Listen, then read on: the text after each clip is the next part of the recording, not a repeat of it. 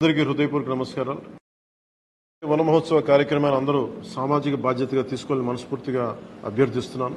పర్యావరణ సమతుల్యత కోసం పచ్చదనాన్ని పెంచాలి అనేది ఎన్డీఏ కూటమి ప్రభుత్వ లక్ష్యం. 29% ఉన్న పచ్చదనం 50% తీసుకెళ్లాలే లక్ష్యంగా పనిచేస్తున్నాం. ఈ వన మహోత్సవ కార్యక్రమంలో మరొక ముఖ్య విషయం, వృక్ష జాతుల ఎంపిక చాలా కీలకం. అవి స్వదేశీ వృక్ష జాతులను ఎంపిక చేసుకోవడం చాలా అవసరం. స్థానిక వృక్ష జాతులు నాటడం ద్వారా జీవ వైవిధ్యాన్ని, నేల ఆరోగ్యాన్ని మరియు పర్యావరణం మరియు మానవ ఆరోగ్యాన్ని కాపాడిన వాళ్ళు అవుతాం. అందుకే దేశవాళీ చెట్లు పెంచడం చాలా అవసరం. మన దేశ భూ వాతావరణ జీవ వైవిధ్యాన్ని ముప్పు కలిగించే అన్య దేశ జాతుల్ని నాటడం మనందరం మానుకోవాలి.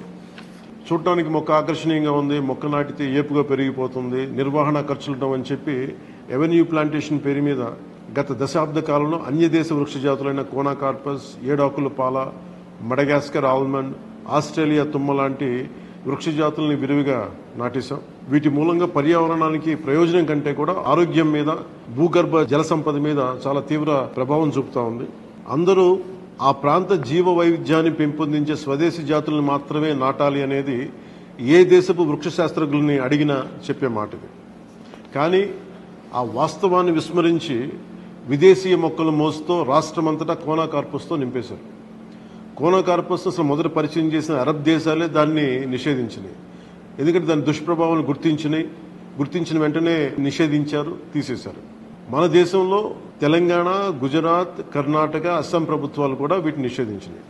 ఈ కోనాకార్పస్ లాంటి విదేశీ వృక్ష జాతుల మూలంగా జరిగే అనర్థాలు చాలా ఉన్నాయి. అవి ముఖ్యంగా మన భూగర్భ జల సంపదను హరించి వేస్తాయి, శ్వాస సంబంధ ఆరోగ్య సమస్యలకి కారణమవుతున్నాయి. కోనాకార్పస్ ఎలాంటి వృక్ష జాతి అంటే పశువులు తినవు, పక్షులు గూడు పెట్టవు, కనీసం పక్షులు కూడా వాలవు. చెట్టుని చేమని ఆధారంగా చేసుకుని బతికే క్రిమికీటకాలు కూడా ఈ చెట్లు జోలికి రావు.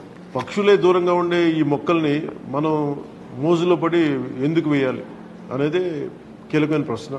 అందుకే ప్రతి సంవత్సరం జూన్, జూలైతో మొదలై నవంబర్లోని కార్తీక సమారాధన వరకు కొనసాగే ఈ వన మహోత్సవ కార్యక్రమంలో మన స్వదేశీ జాతులైన జీవ ఇంధనంగా ఉపయోగపడే కానుగ, వేప, చింత, ఉసిరి, శ్రీగంధం, ఎర్రచందనం, రావి, మర్రి, రేల, దిరిసెన, సీత, అశోక, మారేడు, నేరేడు, దేవకాంచనం, తెల్లమద్ది, మామిడి, కదంబం, జమ్మి, వెలగ, సీతాఫలం ఇలాంటి ఇంకా ఎన్నో మన జాతుల మొక్కల్ని నాటాలని అందరినీ అభ్యర్థిస్తున్నాం, కోరుకుంటున్నాం.